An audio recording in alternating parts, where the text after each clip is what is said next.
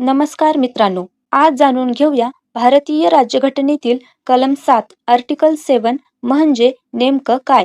कलम 7 सांगते की फाळणीनंतर पाकिस्तानमध्ये गेलेल्या व्यक्तींना भारताचा नागरिक मानलं जाणार नाही.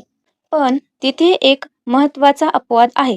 जर अशी व्यक्ती भारतामध्ये परत येण्यासाठी भारत सरकारकडून पुनर्वसन परवाना परमिट घेऊन आली तर तिला भारतीय नागरिकत्व मिळू शकतं. उदाहरणार्थ, फाळणीनंतर काही लोक पाकिस्तानमध्ये गेले, पण परिस्थिती बदलल्यावर त्यांनी भारतात परत येण्यासाठी भारत सरकारकडून परमिट घेतले. अशा व्यक्तींना कलम 7 अंतर्गत नागरिकत्वाची परवानगी मिळते.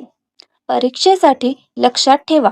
कलम 6 आर्टिकल 6 पाकिस्तानहून भारतात आलेल्या लोकांचं नागरिकत्व.